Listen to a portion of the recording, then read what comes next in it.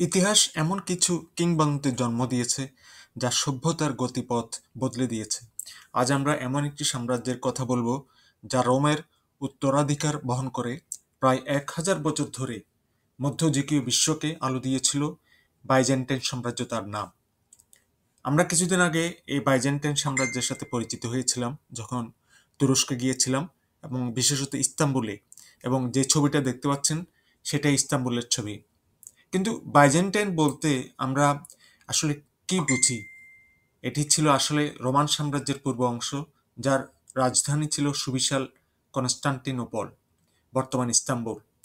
এটি কেবল একটি সাম্রাজ্য ছিল না, এটি ছিল অর্থোডক্স খ্রিস্টান ধর্ম, গ্রিক সংস্কৃতি এবং রোমান আইনের এক জীবন্ত জাদুঘর। সাম্রাজ্যের গোড়াপত্তন করেন সম্রাট প্রথম কনস্টান্টাইন, দ্য গ্রেট কনস্টান্টাইন। 330 খ্রিস্টাব্দে তিনি বাইজেন্টিয়াম নামে এক পুরাতন গ্রিক উপনিবেশকে নতুন করে গড়ে তুলে তার নাম দেন নতুন রোম বা কনস্টান্টিনোপল।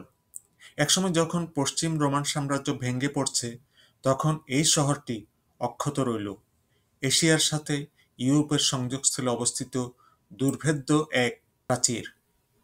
তবে বাইজেন্টাইন সাম্রাজ্যের আসল স্বর্ণযুগের সূচনা হয় ষষ্ঠ শতকে, সম্রাট প্রথম জাস্টিনিয়ানের নেতৃত্বে।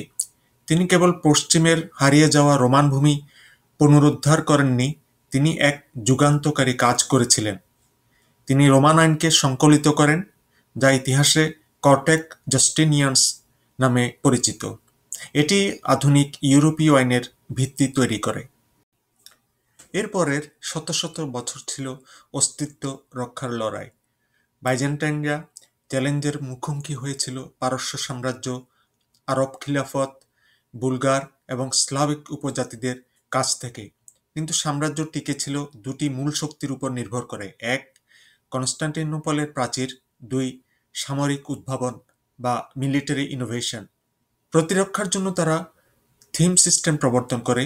কৃষক সেনাদের হাতে জমি দেওয়ার বিনিময়ে তারা সামরিক সেবার প্রতিশ্রুতি দিত। এটি সামরিক শক্তি এবং স্থানীয় অর্থনীতিকে একসাথে মজবুত করেছিল। কিন্তু তাদের সবচেয়ে ভয়ঙ্কর অস্ত্র ছিল গ্রিক ফায়ার, একটি রহস্যময় অস্ত্র। এটি জলে বা ভিজে গেলেও জ্বলতে থাকত। এই রাসায়নিক অস্ত্র বাইজেন্টাইন নৌবহরকে বহুবার পরাজয়ের মুখ থেকে রক্ষা করেছে, বিশেষ করে আরবদের অবরোধের সময়। জাস্টিনিয়ান তৈরি করেন স্থাপত্যের এক অবিশ্বাস্য নিদর্শন, আয়া সোফিয়া। অনেকে হাজি সোফিয়াও বলে। আমরাও এটি দেখে এসেছিলাম এবার। ভিতরে অসম্ভব সুন্দর, না দেখলে আসলে বিশ্বাস করা যায় না একটা স্থাপত্য শিল্প কত সুন্দর এবং আকর্ষণীয় হতে পারে। এই হাজি সোফিয়া বা আয়া সোফিয়া, যা বাইজেন্টাইন মেধা ও ক্ষমতার প্রতীক হয়ে আজও দাঁড়িয়ে আছে। এই সময়েই সাম্রাজ্য তার সর্ববৃহৎ সীমায় পৌঁছেছিল। বাইজেন্টাইন সাম্রাজ্য ছিল মধ্যযুগের ডলারের মতো। তাদের সলিডাস নামক সোনার মুদ্রা প্রায় 700 বছর ধরে আন্তর্জাতিক বাণিজ্যের স্ট্যান্ডার্ড মুদ্রা ছিল, ইতিহাসে যার স্থায়িত্ব প্রায় অতুলনীয়। সাম্রাজ্য একসময় সামরিক ও অর্থনৈতিকভাবে দুর্বল হতে শুরু করে। আভ্যন্তরীণ কোন্দল, প্রাসাদ ষড়যন্ত্র এবং অভিজাতদের ক্ষমতার লড়াই বাইজেন্টাইন শাসনকে দুর্বল করে দেয়। পতনের সবচেয়ে বড় আঘাত আসে বাইরের শত্রুর কাছ থেকে নয়, বরং পশ্চিমের খ্রিস্টানদের কাছ থেকে। 1204 সালে চতুর্থ ক্রুসেডের নামে পশ্চিমা ক্রুসেডাররা কনস্টান্টিনোপল অবরোধ করে এবং নির্মমভাবে লুণ্ঠন করে। এটি ছিল বাইজেন্টাইনের জন্য এক মারাত্মক আঘাত, যা থেকে সাম্রাজ্য আর কখনো সম্পূর্ণরূপে সেরে উঠতে পারেনি। ক্রুসেডাররা আয়া সোফিয়ার মূল্যবান জিনিসপত্র লুট করে নিয়ে যায়। এই ঘটনার পরে বাইজেন্টাইন সাম্রাজ্য শত বছর ধরে ছোট ছোট প্রতিদ্বন্দ্বী রাজ্যে বিভক্ত হয়ে পড়ে। দুর্বল সাম্রাজ্যের শেষ ঘণ্টা বাজায় ওসমানীয় তুর্কিরা, অটোমান টার্কস। 1453 সালে তরুণ সুলতান দ্বিতীয় মেহমেদ কনস্টান্টিনোপল অবরোধ করেন। বহু সপ্তাহের রক্তক্ষয়ী লড়াইয়ের পর 29 মে 1453 সালে দুর্ভেদ্য নগরীর পতন হয়।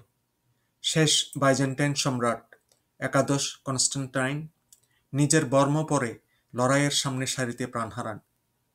কিন্তু এর উত্তরাধিকার বাইজেন্টাইন পণ্ডিতরা ইউরোপে পালিয়ে গিয়ে গ্রিক ও রোমান শাস্ত্র নিয়ে যান। এটি ইউরোপীয় রেনেসাঁর জন্ম দিতে সাহায্য করে, যেটাকে আমরা রেনেসাঁ নামে চিনি। অর্থোডক্স খ্রিস্টান ধর্ম এবং গ্রিক সংস্কৃতি আজও পূর্ব ইউরোপ, রাশিয়া ও মধ্যপ্রাচ্যের একটা বিরাট অংশে বাইজেন্টাইন ছোঁয়া নিয়ে জীবন্ত। এটি ছিল বাইজেন্টাইন সাম্রাজ্যের কাহিনী, প্রায় 1500 বছরের এক যাত্রা। বাইজেন্টাইন সাম্রাজ্যের পতন ছিল মধ্যযুগের সমাপ্তি এবং আধুনিক যুগের সূত্রপাত। প্রিয় বন্ধুরা, আপনারা অনেক ইস্তাম্বুল গেছেন। এটা আসলে পূর্ব বাইজেন্টাইন তখনকার দিনের, যেখানে ইউরোপ এবং এশিয়া একসাথে মিলিত হয়েছে, এবং অনেকে বলেন যে পৃথিবীর মধ্যভাগ হচ্ছে এই ইস্তাম্বুল। ওই ইস্তাম্বুলের সাথে রোম সাম্রাজ্যের এক নিবিড় সম্পর্ক বিদ্যমান। রোমের পতন হলেও তার আত্মা বেঁচে আছে বাইজেন্টাইনদের মাধ্যমে। এই মহান সভ্যতার উত্থান ও পতন সম্পর্কে আপনার মতামত কি? নিচে কমেন্ট করে জানান প্লিজ। সবাই ভালো থাকবেন, সুস্থ থাকবেন।